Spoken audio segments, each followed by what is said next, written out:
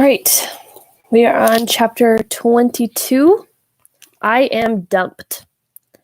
Nobody steals my Pegasus, not even Rachel. I wasn't sure if I was more angry or amazed or worried. What was she thinking? Can you go over there and play? What was she thinking? Annabeth said as we ran for the river. Unfortunately, I had a pretty good idea and it filled me with dread. The traffic was horrible. Everybody was out in the streets gawking at the war zone damage. Police sirens wailed. On every block, there was no possibility of catching a cab, and the Pegasi had flown away. I would have settled for the party ponies, but they had disappeared along with most of the root beer in Midtown. So we ran, pushing through the mobs of dazed mortals that clogged the sidewalks. She'll never get through the defenses, Annabeth said. Peleus will eat her. I hadn't considered that. The mist wouldn't fool Rachel, like it would most people. She'd be able to find the camp no problem. But I had been hoping the magical boundaries would keep her out like a force field. It hadn't occurred to me that Peleus might attack. We've got to hurry. I glanced at Nico. I don't suppose you could conjure up some skeleton horses. He wheezed as he ran. So tired, couldn't summon a dog bone. Finally, we scrambled over the embankment on the shore and let out a loud whistle. I hated doing it. Even with the sand dollar I had given the East River for a magic cleaning, the water here was pretty polluted. Didn't want to make any sea animals sick, but they all came to my call. 3 wake lines appeared in the gray water, and a pod of hippocampi broke the surface. They whinnied happily, shaking the river muck from their manes. They were beautiful creatures with multicolored fishtails and heads and forelegs of white stallions. The hippocampus in the front was much bigger than the others, a ride fit for a cyclops. Rainbow, I called. How's it going, buddy? He neighed a complaint. Yeah, sorry, I said, but it's an emergency. We need to get to camp. He snorted. Tyson, I said. Tyson is fine. I'm sorry he's not here. He's a big general now in the Cyclops army. Nay! Well, I'm sure he'll still bring you apples. Now, about that ride. In no time, Annabeth, Nico, and I were zipping up the East River faster than jet skis. We sped under the throngs of Neck Bridge and headed for Long Island Sound. It seemed like forever until we saw the beach at the camp. We thanked the hippocampi and waded ashore, only to find Argus waiting for us. He stood in the sand with his arms crossed and his 100 eyes glaring at us. Is she here? I asked. He nodded grimly. Is everything okay? Annabeth said. Argus shook his head. We followed him up the trail. It was surreal being back at camp because everything looked so peaceful. No burning buildings, no wounded fighters. The cabins were bright in the sunshine and the fields glittered with dew, but the place was mostly empty. Up at the big house, something was definitely wrong. Green light was shooting out all the windows, just like I'd seen in my dream about May Castellan. Mist, the magical kind, swirled around the yard. Chiron lay on the horse-sized stretcher by the volleyball pit. A bunch of satyrs standing around him. Blackjack cantered nervously in the grass. Don't blame me, boss. He pleaded when he saw me. The weird girl made me do it. Rachel Elizabeth Dare stood at the bottom of the porch steps. Her arms were raised like she was waiting for someone inside the house to throw her a ball. What's she doing? Annabeth demanded. How did she get past the barriers? She flew, one of the satyrs said, looking accusingly at Blackjack. Right past the dragon, right through the magic boundaries. Rachel, I called, but the satyr stopped me when I tried to go any closer.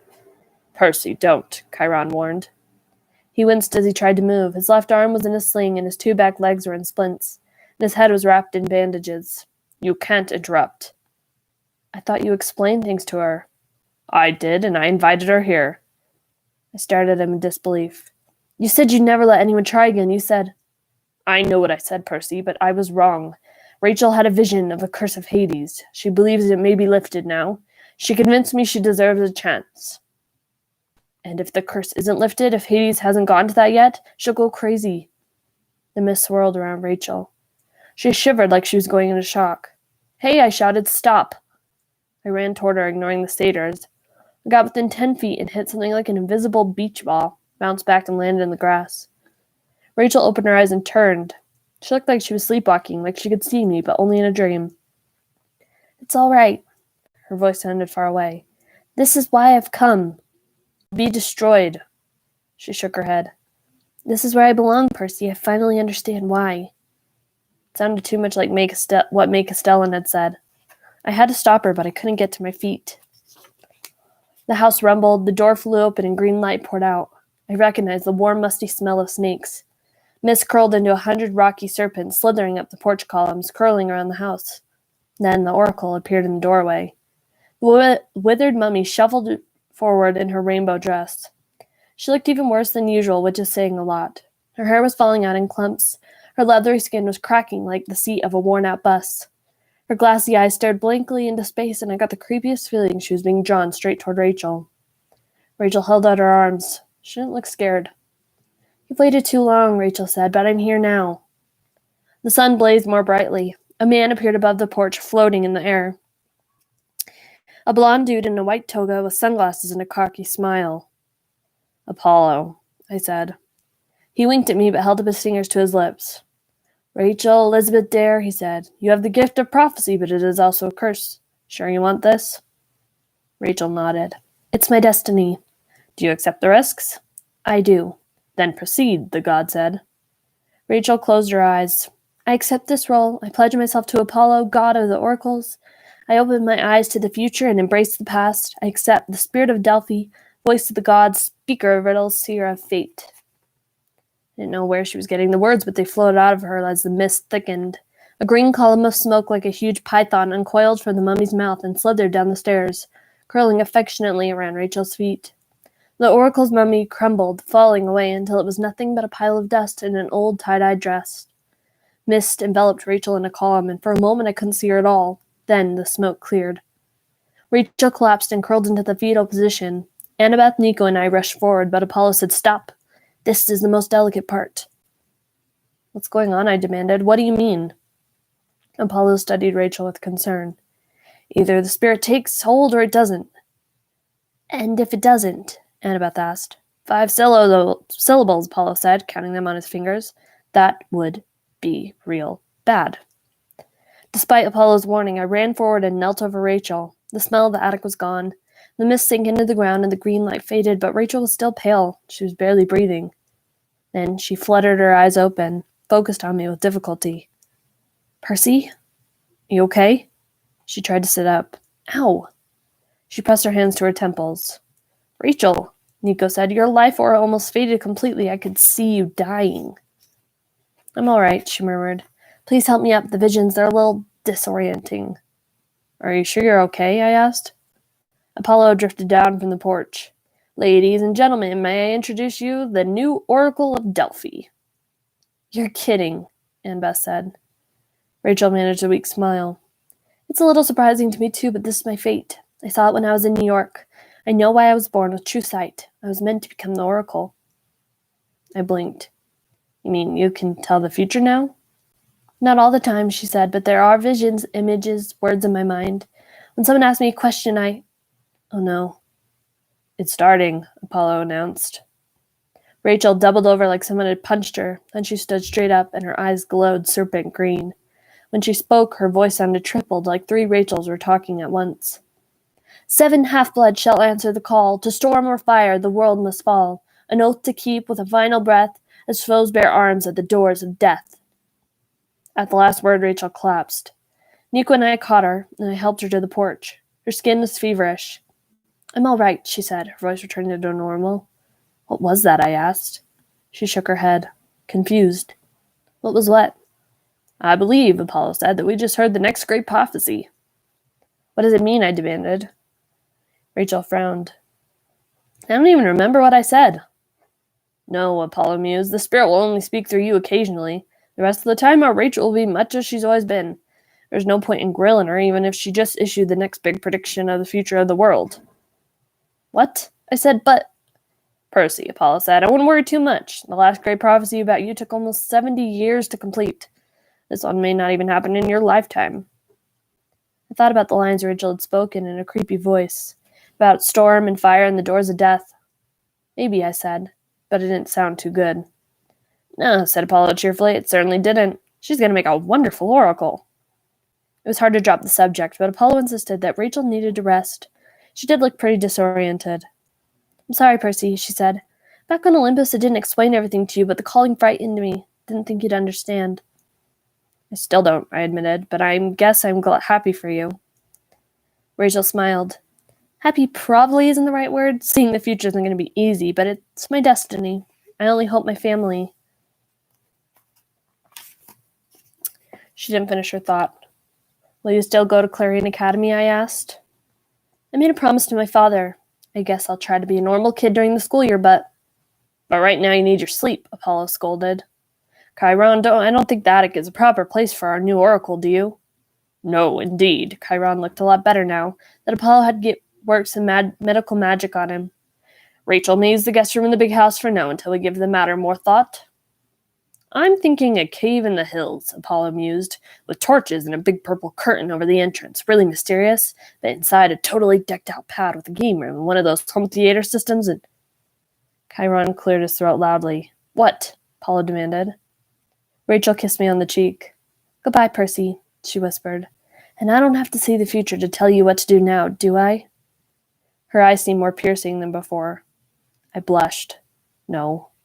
Good, she said, and then returned to follow Apollo into the big house. The rest of the day was strange as the beginning. Campers trickled in from New York by car, Pegasus, and chariot. The wounded were cared for, the dead were given proper funeral rites at the campfire. Selena's shroud was hot pink but embroidered with an electric spear. The Ares and the Aphrodite cabins both claimed her as a hero and lit the shroud together. No one mentioned the word spy. The secret burned to ashes as the designer perfume smoked drifted into the sky. Even Ethan Nakamura was given a shroud, black silk with the logo of swords crossed under a set of scales, as the shroud went up in flames. I hoped Ethan knew he had made a difference in the end. He'd paid a lot more than an eye, but the minor gods would finally get the respect they deserved.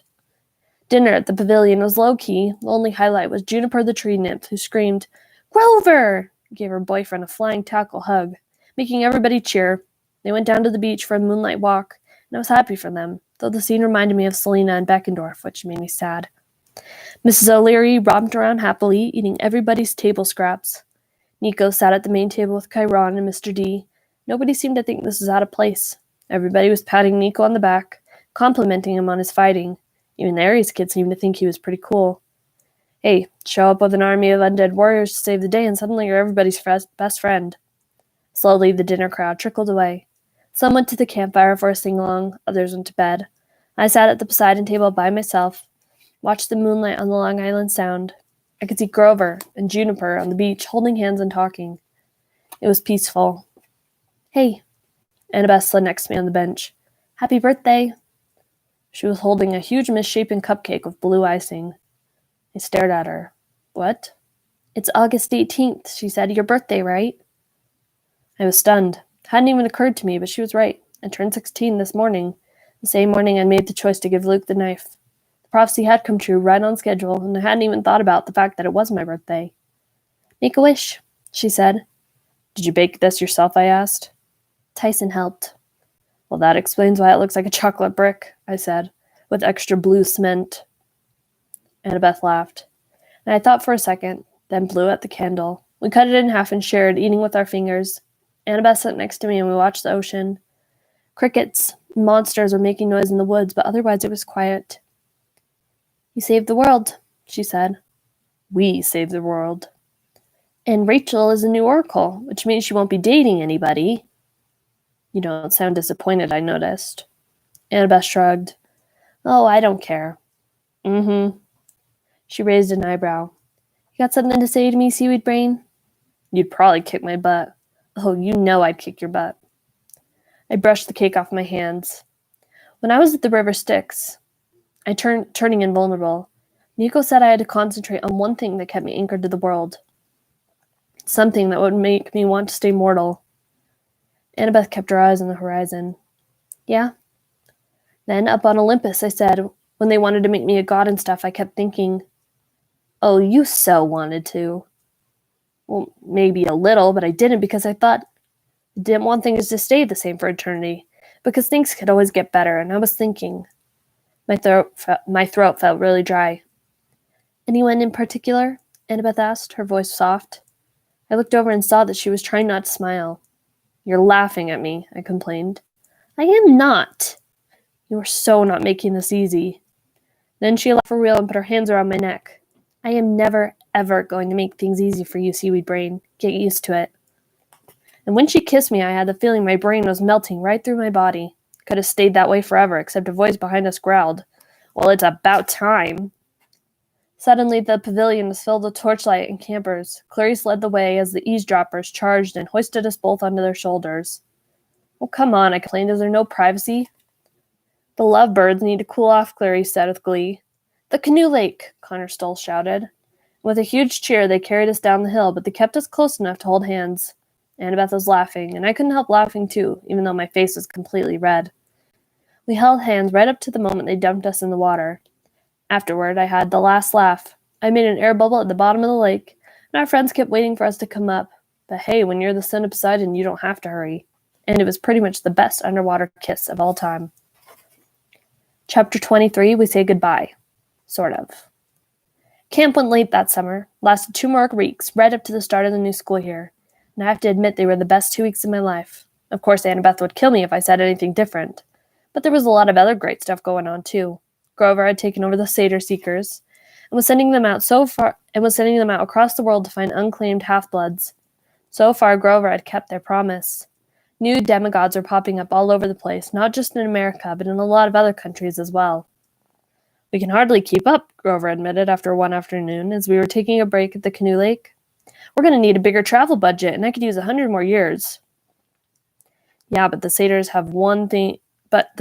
you have are working super hard," I said. "I think they're scared of you." Grover blushed. "That's silly. I'm not scary."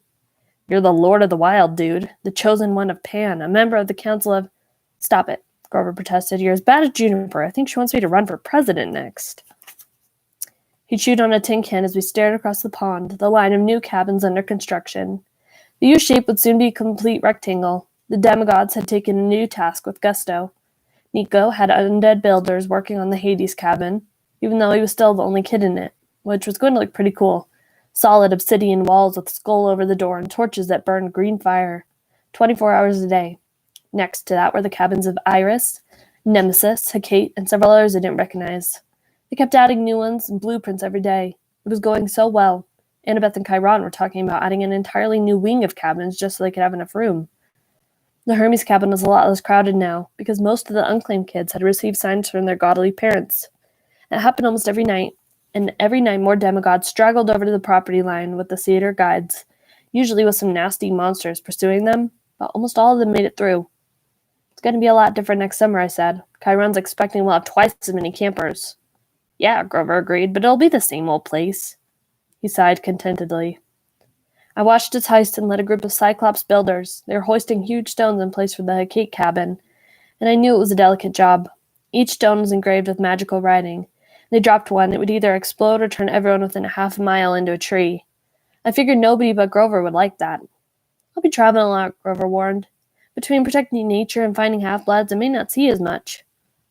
"It won't change anything," I said. "You're still my best friend." He grinned. "Except for Annabeth." "That's different." "Yeah," he agreed. "It sure is." In the late afternoon, I was taking one last walk along the beach when a familiar voice said, "Good day for fishing?" My dad, Poseidon, was standing knee-deep in the surf, wearing his typical Bermuda shorts, beat-up cap, and a subtle pink and green Tommy Bahama shirt. He had a deep-sea fishing rod in his hands. When he cast it, the line went way out, like halfway across the Long Island Sound. "Hey, Dad," he said, "what brings you here?" He winked. "Never really got a chance to talk in private on Olympus. Wanted to thank you." "Thank me, you came to the rescue." "Yes, I got my palace destroyed in the process, but palaces can be rebuilt. Got so many thank you cards from the other gods. Even Ares wrote one, though I think Hera forced him to. It's rather gratifying, so thank you. I suppose even the gods can learn new tricks." The sound began to boil. At the end of my dad's line, a huge green sea serpent erupted from the water, thrashed and fought, but Poseidon just sighed, holding his fishing pole with one hand. He whipped out his knife and cut the line. The monster sank below the surface. "Not eating size," he complained. "I have to release the little ones, or the wardens will be all over me." "Little ones?" He grinned.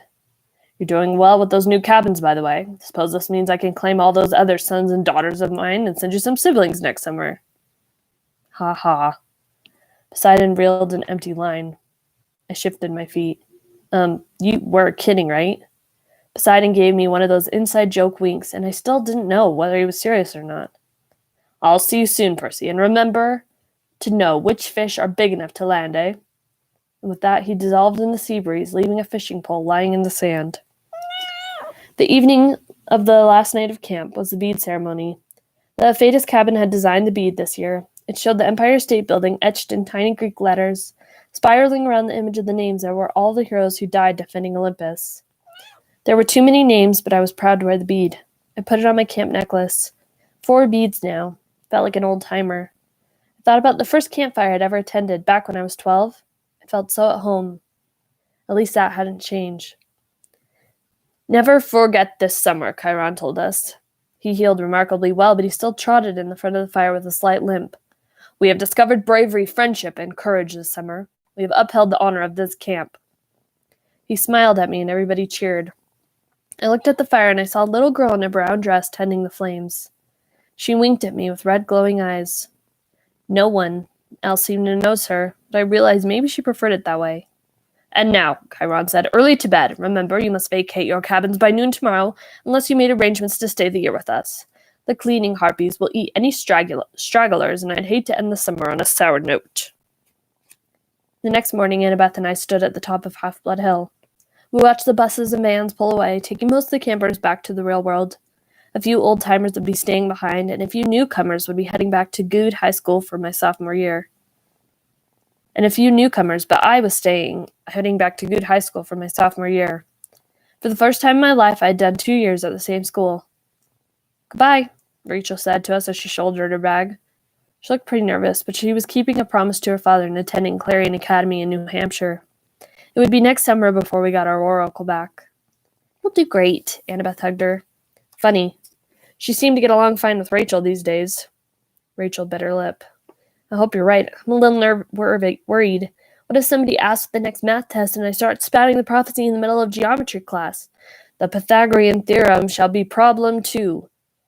Gods, that would be embarrassing. Annabeth laughed, and to my relief it made Rachel smile.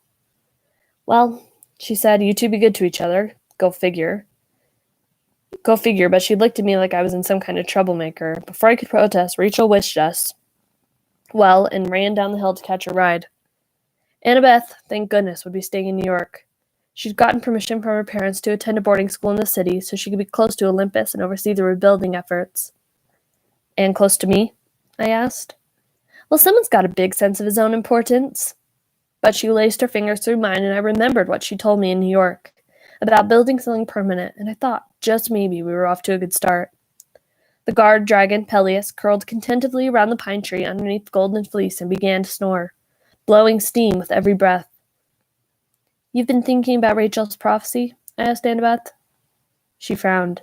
How did you know? Because I know you. She bumped me with her shoulder. Okay, so I have 7 half-blood shall answer the call. I wonder who they'll be. We're going to have so many faces next summer. Yep, I agreed, and all that stuff about the world falling in storm or fire. She pursed her lips. And foes at the doors of death? I don't know, Percy, but I don't like it. I thought, well, maybe we'd get some peace for a change. Wouldn't be Camp Half-Blood if it was peaceful, I said. I guess you're right. Or maybe the prophecy won't happen for years. Could be a problem for another generation of demigods, I agreed. Then we can kick back and enjoy. She nodded, though she still seemed uneasy. Didn't blame her, but it was too hard to feel upset on a nice day, with her next to me, knowing that I wasn't really saying goodbye. We had lots of time. Race you to the road, I said. You are so going to lose. She took off down Half-Blood Hill, and I sprinted after her, and for once, I didn't look back. All right, that is the end of Percy Jackson and the Olympians, The Last Olympian.